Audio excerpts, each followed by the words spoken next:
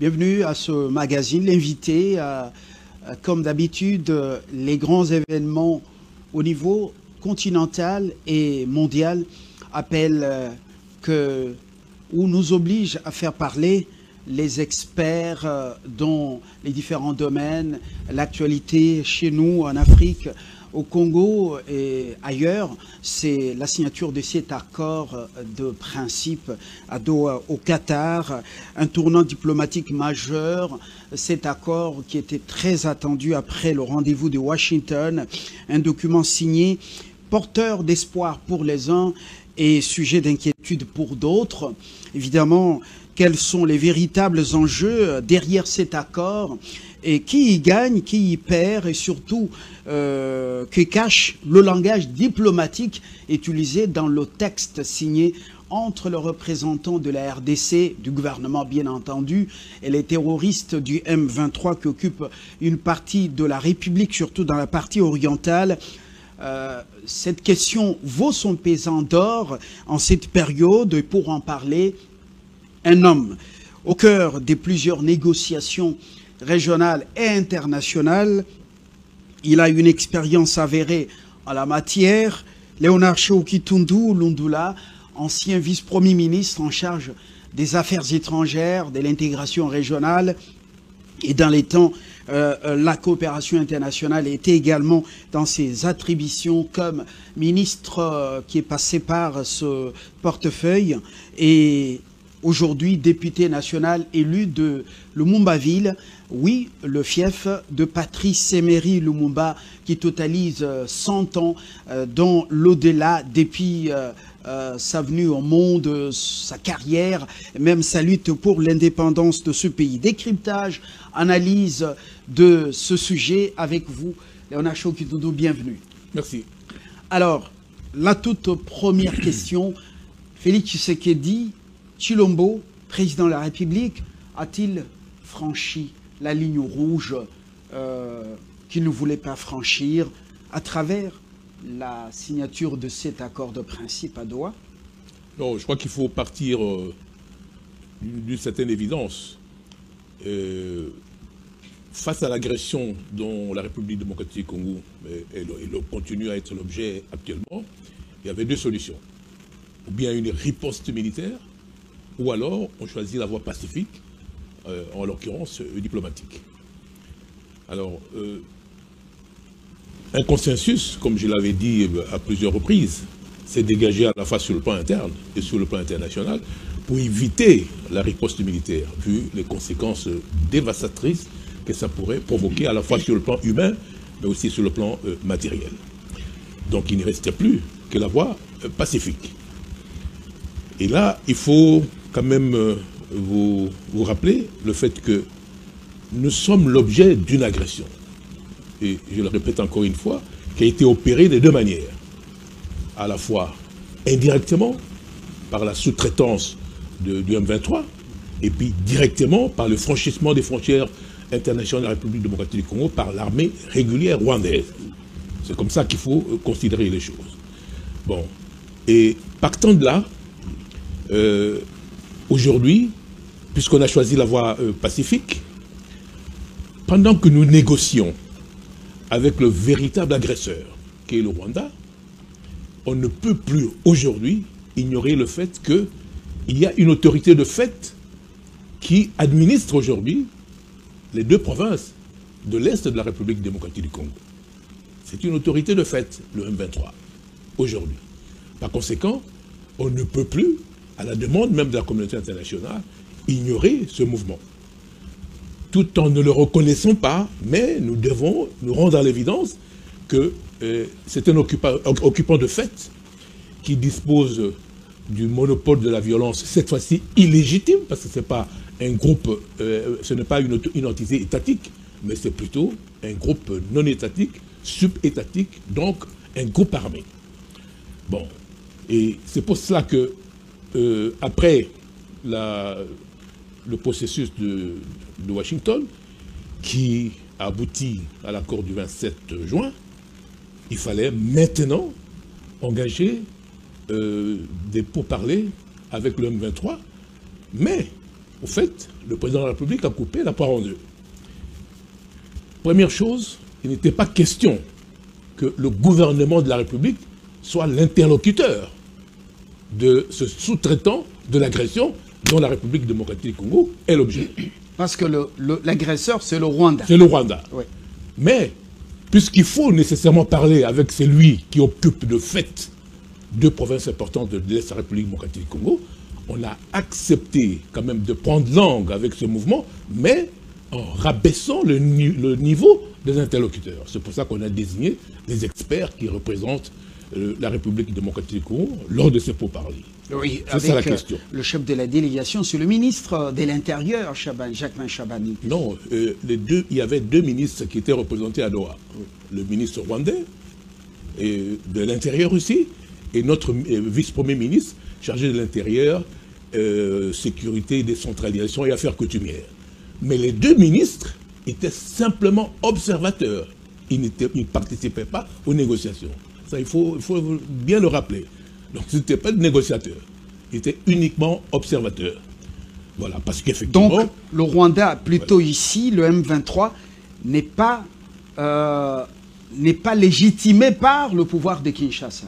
Non, on n'est pas légitimé comme un interlocuteur étatique, mais comme un groupe armé qui occupe de fait deux provinces importantes du pays. Par conséquent, on ne peut plus l'ignorer. Donc ici, c'est pour ça que j'ai dit, effectivement, le président de la République ne voulait pas prendre langue au niveau gouvernemental avec le M23, parce que, je vous rappelle encore une fois, il y a deux éléments importants que l'opinion doit savoir. Le M23 a été complice de l'agression de notre pays. Premier reproche qu'on lui fait. Deuxième reproche, c'est la violation de la Constitution de la République démocratique du Congo. Beaucoup de gens n'en parlent pas, mais l'article 52 de la Constitution stipule que le peuple congolais a droit à la paix et à la sécurité. Et qu'aucune personne, aucun groupe d'individus ne peut utiliser une portion du territoire de la République démocratique du Congo pour menacer l'État congolais. C'est ce que le M23 a fait en occupant une partie du territoire. Donc il y a une infraction extrêmement grave par rapport à la loi fondamentale de la République démocratique du Congo. C'est pour cette raison que le chef de l'État, s'il a fixé cette ligne rouge, ce n'était pas pour rien. C'est à cause de ces deux charges qui pèsent lourdement sur celui qui a servi de bras armé pour l'agression de notre pays, pour le compte du Rwanda. C'est pour cette raison. Alors, vu le fait qu'on a opté pour la solution pacifique, le président de la République a finalement accepté qu'il y ait une délégation qui a rencontré le groupe armé en question, mais à un niveau qui correspondrait effectivement à l'importance de ce mouvement. Voilà où l'on en est aujourd'hui. Une précision détail. Voilà. À Doha, ce sont les experts, Jacquemain Chabani et son homologue rwandais, n'étaient que deux observateurs. Voilà. Précision détail. Choki Toundou, au-delà de sa carapace des diplomates, c'est un juriste. Une précision détail. Mais si tel est le cas, pourquoi cette agitation quand on entend même les instruits qui disent que maintenant Tshisekedi vient de légitimer le M23 et l'AFC? Non, pas du tout. Il n'y a aucune légitimation, mais nous avons opté pour une solution pacifique. Qu'est-ce que ceux qui aujourd'hui disent cela auraient voulu qu'on fasse? Est-ce que finalement on laisse tomber la voie pacifique et pour qu'on utilise l'armée pour bouter M23 hors du territoire de la République? Alors que déjà, aujourd'hui, je vous rappelle qu'il y a des millions de personnes déplacées qui sont aujourd'hui non seulement à l'intérieur du pays, dans des conditions indicibles, mais aussi qui sont réfugiés dans les pays limitrophes. Et sans compter toutes les souffrances que subissent aujourd'hui les populations dans les territoires occupés. Donc à partir de là, inévitablement, il fallait prendre tous ces paramètres en considération avant de prendre une décision. Donc il n'est pas question ici de céder quoi que ce soit, mais c'est de la réelle politique pour enfin obtenir l'appui de la communauté internationale afin que nous trouvions une issue favorable qui puisse procéder, aboutir au rétablissement de l'autorité de l'État sur l'ensemble du territoire. Alors, il se pose un problème, la fin des hostilités ou la mise en œuvre du cessez-le-feu qui est l'élément principal également, l'un des éléments principaux de cet accord. Alors, après signature de l'accord des principes à Washington, et même la signature de l'accord de paix, vous aviez suivi la partie rwandaise, il disait le retrait, je n'emprunte pas son expression, le retrait des troupes de l'armée étrangère, c'était conditionné par la neutralisation des FDLR. Ouais. Boulos avait rapidement corrigé pour mettre les points sur les i. Mais juste samedi, après la signature de cet accord, l'un des représentants du M23 a dit qu'il n'est pas question du retrait. Alors, comment trouvez-vous cette déclaration?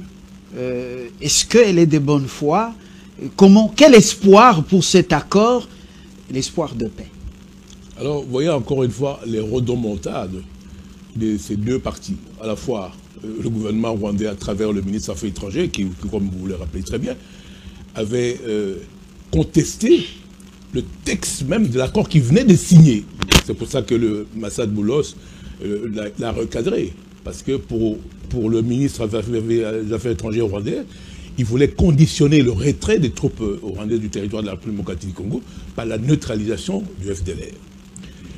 Et là, encore une fois, il faut vous rappeler que c'est ce qu'a dit d'ailleurs Boulos. Ici, les accords doivent être conclus de bonne foi et même être appliqués de bonne foi. C'est ce qu'on dit en jargon latin, pacta sunt servanda. C'est-à-dire que il faut respecter la parole donnée. C'est très important. Mais là, juste après la signature de l'accord, c'était quand même une incartade et même un peu une rodomontade, effectivement, de la part du ministre des Affaires étrangères rwandais. Heureusement que Boulos l'a recadré. Encore une fois, ici, le chef de la délégation du M23 s'est comporté de la même façon après la signature de des déclarations de principe pour finalement contester l'obligation qui incombe au M23 de se retirer des zones qu'il occupe et de démanteler aussi les administrations parallèles qu'il a mises en œuvre. Là, je dois vous rappeler une chose qui est très importante, qu'il faut que l'opinion le sache.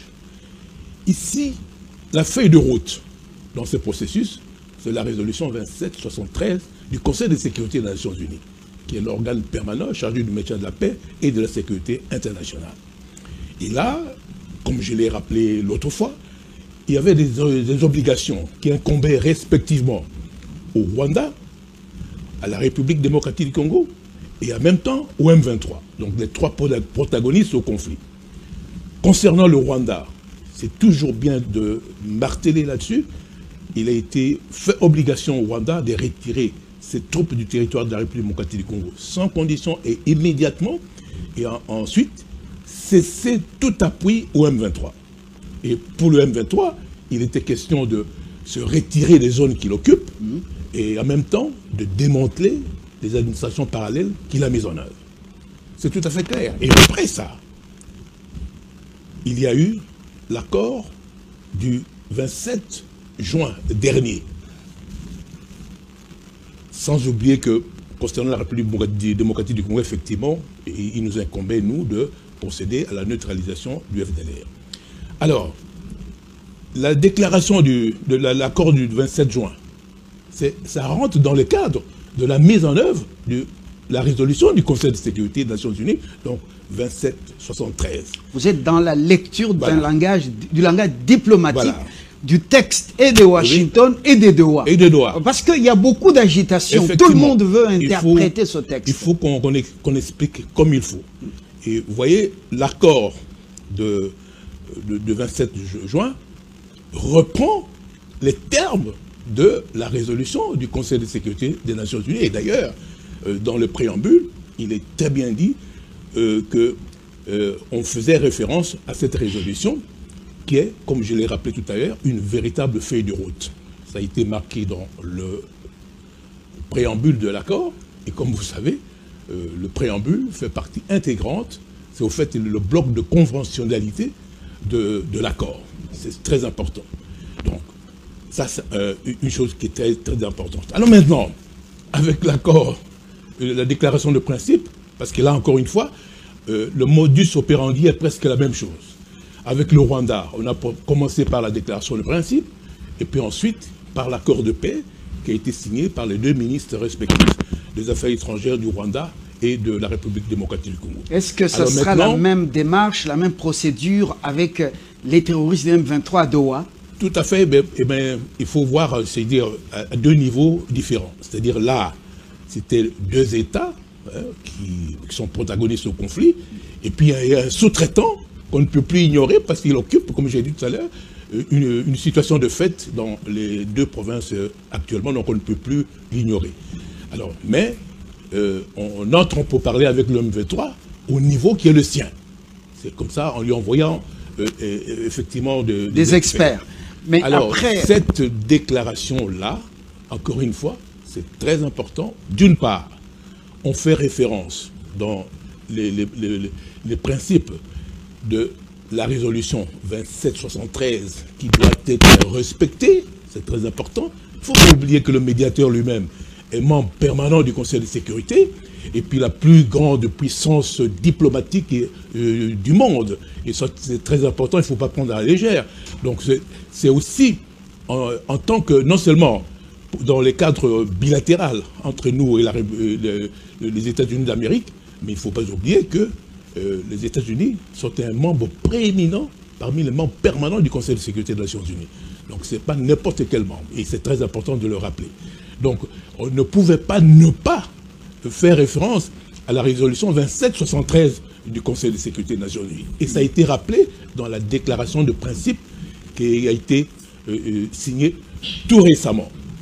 L'autre élément important qu'il faut ajouter, c'est que cette déclaration de principe stipule très bien que les négociations avec le M23 s'inscrivent dans le cadre de l'accord de paix signé le 27 juin dernier entre la République démocratique du Congo et le Rwanda. Vous comprenez? Donc c'est très important. Donc on ne peut pas ignorer l'accord de paix qui a été signé le 27 juin de 2025 entre le Rwanda et la République démocratique du Congo.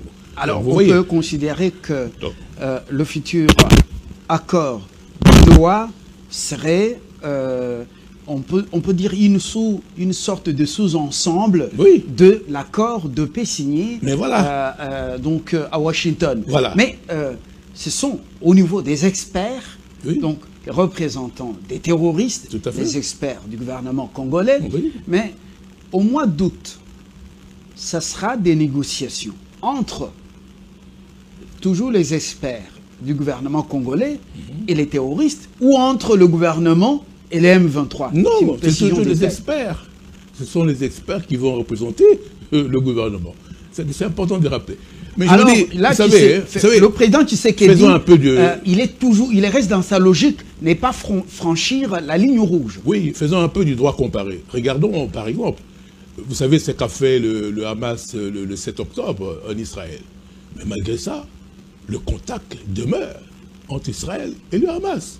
Et toujours à Doha, au Qatar. Vous comprenez? Tout en bombardant Gaza, Israël maintient le contact. Encore une fois, ce sont des gens qui détiennent les otages, et le seul moyen de libérer ces otages-là, c'est de négocier avec le Hamas, même si il est considéré comme terroriste. Donc il faut bien comprendre.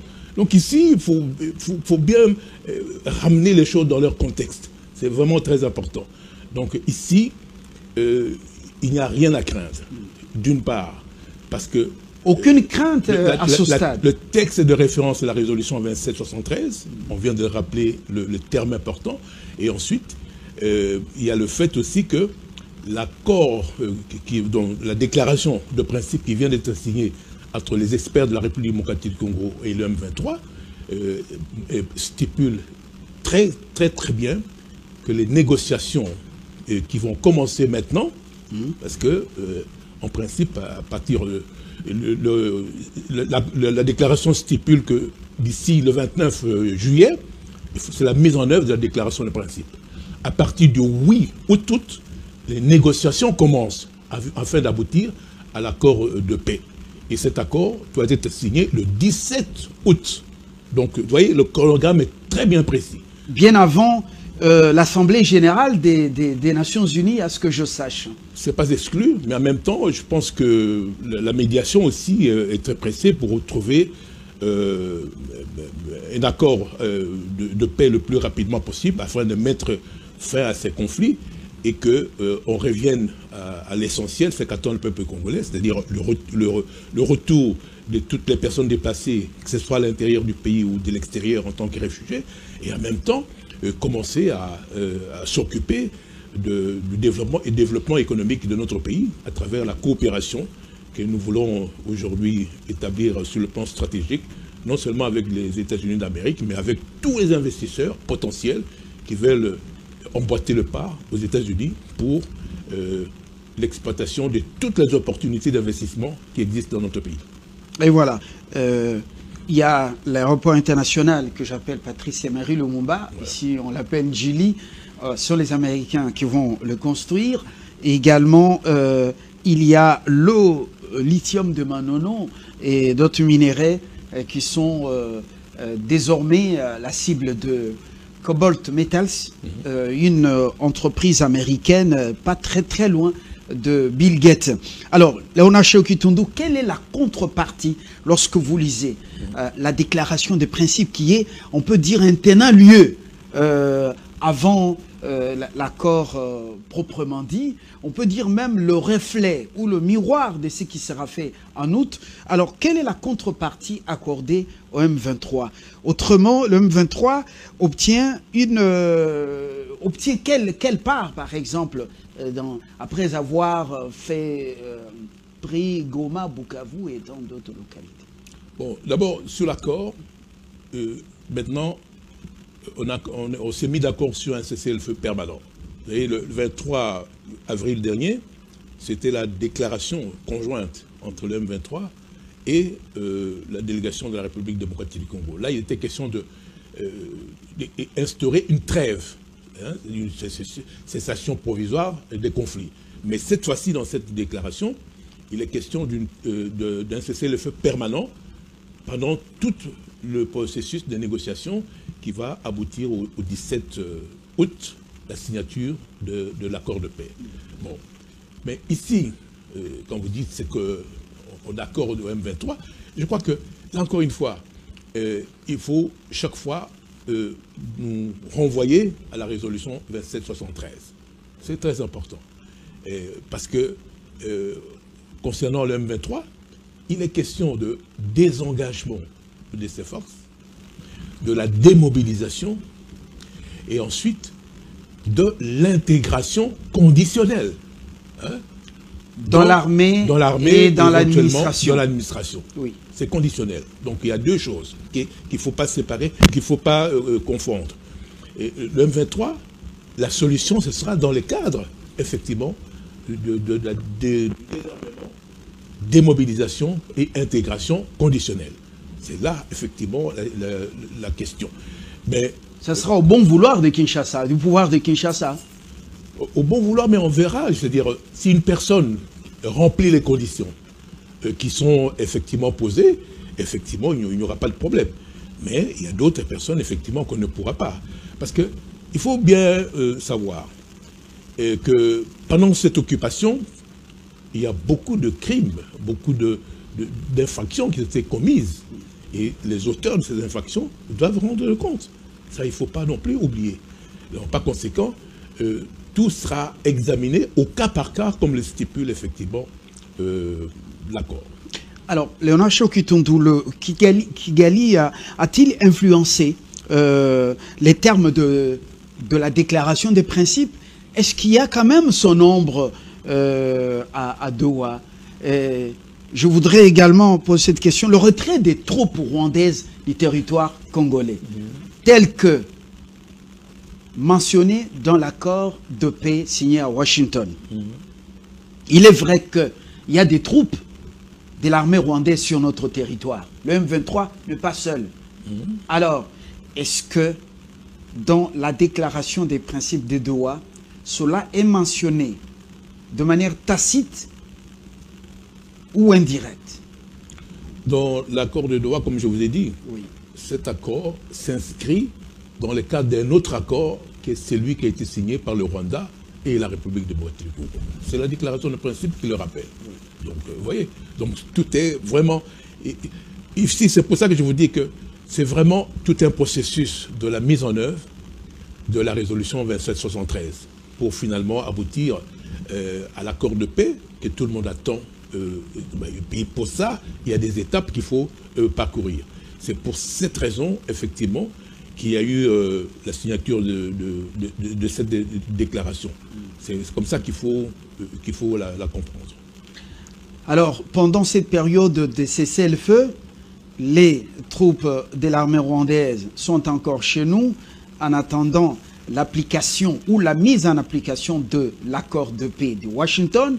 C'est une précision de taille, mais le rôle des puissances régionales ou des communautés régionales, on cite l'EAC, la SADC, l'Union africaine. Vous avez vu Samba Panza Catherine, et l'ancienne présidente de l'Éthiopie, à Kinshasa pendant un certain temps. Je crois qu'elle y reste encore. Et quel sera leur rôle selon ces déclarations des principes? À mon avis, ils interviendront en tant que de besoin. Mais pour l'instant, il faut dire que bon, la médiation américaine et qatarienne occupe une place vraiment prépondérante pour la conclusion de cet accord. Donc c'est tant mieux. C'est pour ça que pour nous, c'est nous qui sommes concernés par cette agression. Donc toute personne, toute organisation qui était en mesure de venir contribuer efficacement à la résolution de la crise était bienvenue. C'est pour ça qu'effectivement, on a accepté la médiation à la fois américaine, mais aussi qatarienne.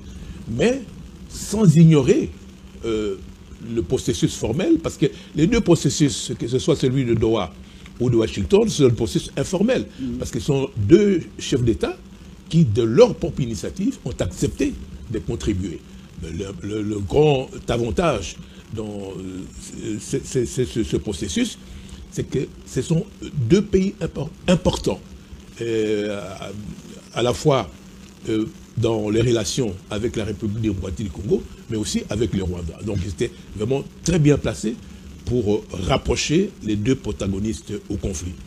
Donc ils jouent un rôle primordial, mais sans préjudice d'une intervention quelconque de la part des organisations régionales qui restent dans l'expectative aujourd'hui pour voir comment les choses vont se dérouler. Leur intervention sera opérée en tant que de besoin. Mais pour l'instant, je pense qu'il faut faire confiance à la médiation qui est en train de faire un travail efficace, parce que comme vous l'avez remarqué, à la fois pour l'accord du 27 juin, mais aussi cette déclaration de principe qui vient de signer avec le M23 est saluée par le monde entier. Je crois que ce soit les Nations Unies, la communauté internationale dans son ensemble, et même quand même, je vois qu'à même à l'intérieur du pays, il y a beaucoup de gens aussi qui considèrent que c'est une avancée considérable pour l'aboutissement de cette crise. Est-ce que le moment de la signature de cette déclaration des principes qui sera suivi de l'accord le 7 août, justement, est-ce que c'est un fait anodin ou c'est stratégiquement choisi? Autrement, est-ce qu'il y a des pressions, il y aurait des pressions internationales?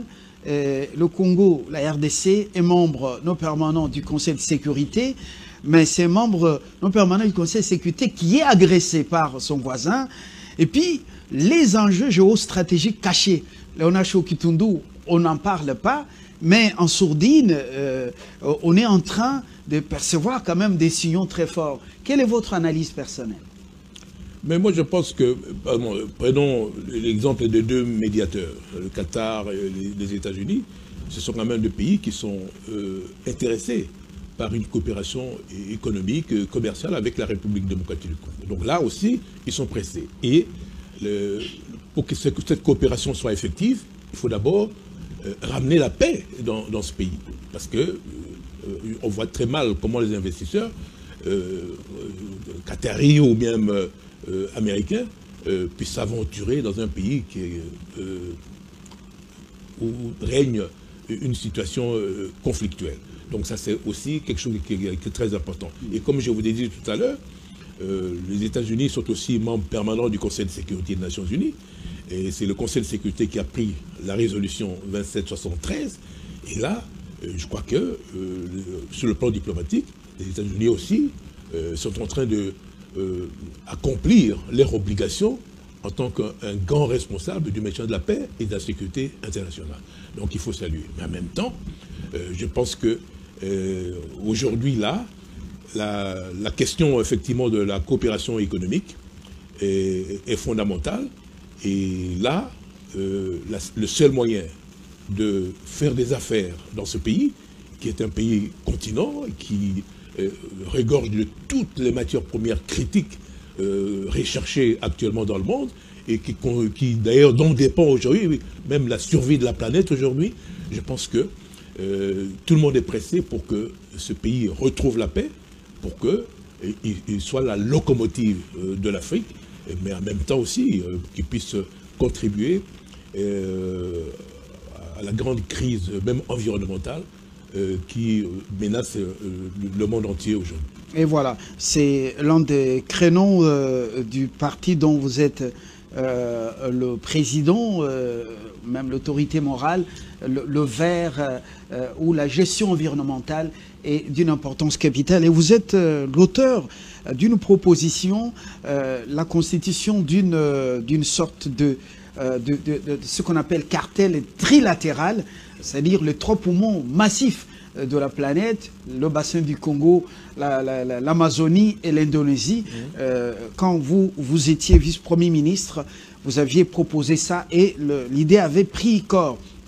Mais nous revenons justement à cette déclaration de principe qui va vers la signature d'un accord de paix. Cheikh Kitundu, quels sont les atouts du président Tshisekedi dans tous ces processus? Et Washington et Doha, est-ce qu'il en sort gagnant? Il en sort privilégié? En tout cas, il faut dire que le président a été très bien inspiré. D'abord parce que pour la médiation américaine, par exemple, c'est à sa demande. Je ne pense pas du tout que les États-Unis, malgré leur importance, tout, et les informations qui sont à travers le monde, le président Trump ne s'était pas intéressé du jour au lendemain, comme ça, à la République démocratique du Congo. Non, parce qu'il a obtenu des sollicitations de notre président de la République. Donc là, durant son premier mandat, l'Afrique ne comptait même pas beaucoup pour lui. Hein. Donc là, je crois que le président de la République a fait mouche sur son intervention, ou son appel a fait mouche auprès des États-Unis d'Amérique. Et l'on voit, alors qu'à un moment donné, on a cru que le processus pour le recouvrement de l'intégrité territoriale de la République démocratique du Congo était carrément rentré en léthargie. On voit maintenant qu'effectivement, il y a un certain dynamisme que l'on voit, et ça, c'est l'initiative du président de la République. Deuxième chose aussi, en ce qui concerne le Qatar, je rappelle que le président de la République est allé plusieurs fois au Qatar. Et là, encore une fois, le Qatar a des projets imminents d'investissement dans notre pays. Et là, c'est tout bénéfice, effectivement, pour la République démocratique du Congo. Non seulement nous pouvons tirer de toutes ces interventions le retour de la paix en République démocratique du Congo, qui est la condition pour l'attractivité de la République démocratique du Congo à l'égard des investissements qui sont en quête d'opportunités dans notre pays, où ce pays pullule de différentes opportunités dans tous les domaines. Parce qu'actuellement, les gens sont focalisés uniquement sur le minerai, mais en tout cas, Nous voulons maintenant atteindre l'autosuffisance alimentaire, garantir notre souveraineté alimentaire. Parce qu'aujourd'hui, les produits alimentaires sont importés en République démocratique du Congo, c'est un scandale. Alors là, encore une fois, c'est une très bonne chose. Les infrastructures, ça va venir. Et vous avez parlé tout à l'heure en ce qui concerne l'aéroport d'Indjili. Là, ce ne sont pas des minerais, c'est quand même l'aéroport. Le Congo, ici, doit disposer d'un hub aérien qui puisse être vraiment le grand, la centralité dans le domaine aérien. Le Congo a cette vocation-là. Donc, et puis, encore une fois, l'aéroport, c'était un grand investissement au niveau de la création d'emplois et dans d'autres domaines dont la République du Congo a besoin aujourd'hui. Alors, les atouts pour celui qui dirige maintenant la République démocratique du Congo, vous l'avez fait, vous l'avez dit, il a été inspiré, et surtout, ça tombe à point de main avec cette diplomatie des affaires qui semble être l'une des priorités de l'administration Trump. Et nous sommes, donc les États-Unis misaient sur l'exploitation des minéraux stratégiques en Ukraine. Et voulait bien que la guerre soit une page tournée, mais ce n'est pas encore le cas. Vous voyez que le Kremlin ne semble pas flexible. Alors ça tarde les choses. Apparemment, c'est le Congo qui devient une priorité. Le non-dit, c'est votre regard? À mon avis, parce que bon, comme vous voyez, la crise ukrainienne n'est pas arrivée encore à une situation où on peut trouver une issue, mais pour la République démocratique du Congo, je crois que les choses sont très avancées, parce que bon, il y a les contacts à la fois entre le gouvernement de la République et le gouvernement rwandais, et maintenant, comme vous venez de le voir, nous avons aussi pris contact avec le M23 qui a agi à la demande du gouvernement rwandais, et avec tout ce qu'il y a comme chronogramme aujourd'hui, je pense qu'il y a lieu d'être positif et même optimiste par rapport à l'issue de cette crise qui n'a que trop duré, afin que finalement on s'occupe du développement économique de notre pays. Donc pour les Américains, je pense que c'est aussi une grande opportunité, c'est même pain béni pour eux, parce que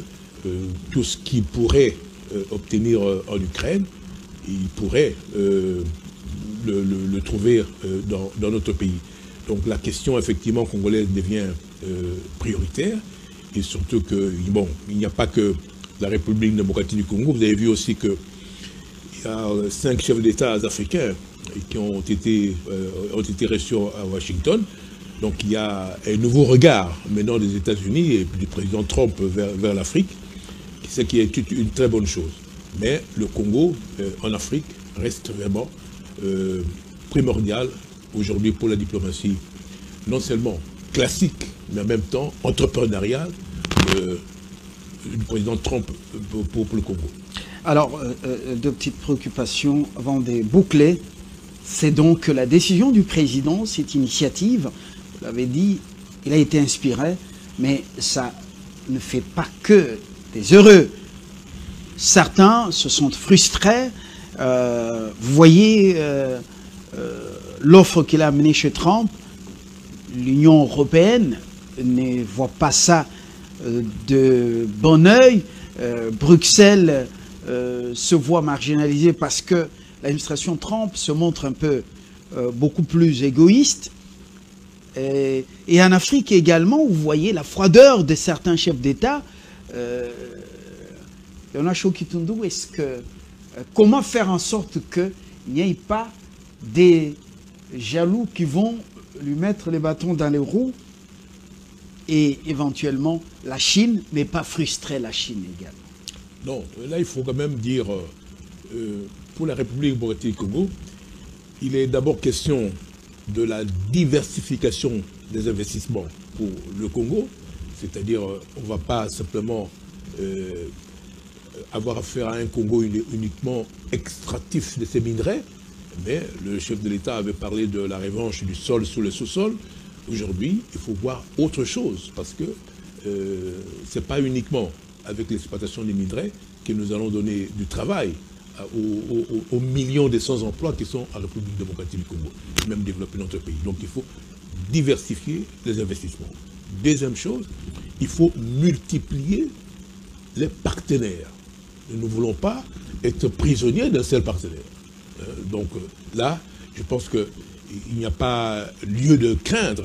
Je pense que tous les investisseurs potentiels qui veulent venir créer des richesses, créer des emplois en République démocratique du Congo sont les bienvenus. L'arrivée des Américains, des entreprises américaines, ne compromet pas du tout notre coopération sur le plan économique avec la République populaire de Chine. De la même façon, il y a beaucoup, au contraire, je pense que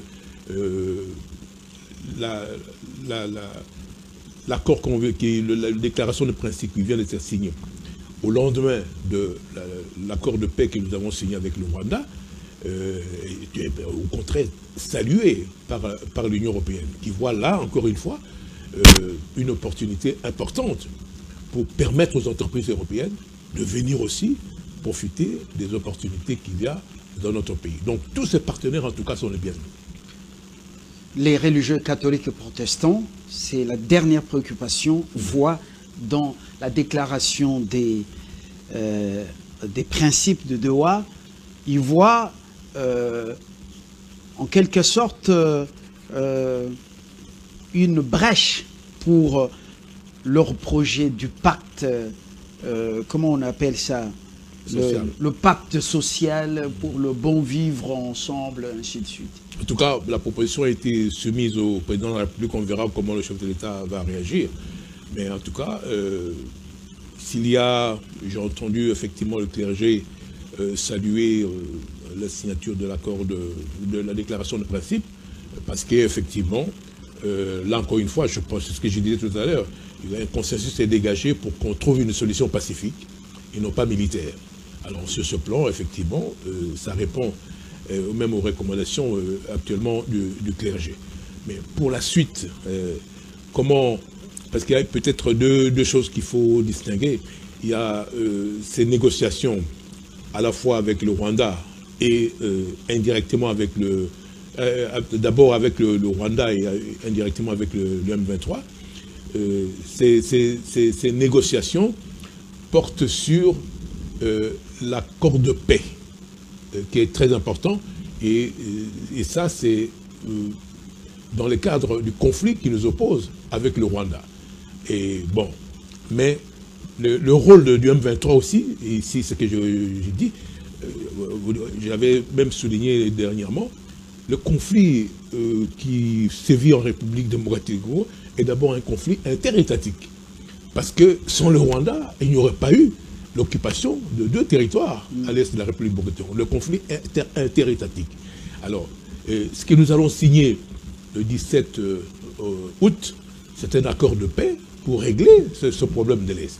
Alors maintenant, pour le reste, les propositions que font actuellement le clergé, je pense que la proposition a été soumise au président de la République, c'est à lui, en tant que garant de la nation, selon les attributions que lui confère l'article 69 de la Constitution, de trancher, d'élever l'option sur qu'est-ce qu'il peut y avoir pour parler à l'interne de notre pays, pour voir comment on peut régler certains problèmes qui se posent actuellement et dont on voudrait nécessairement aussi trouver une solution.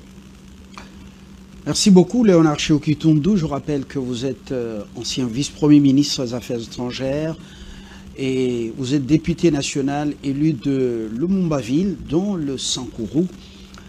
Merci de votre disponibilité. Il fallait vous écouter parce que les gens lisent le texte de la déclaration des principes, avec chacun avec ses lunettes.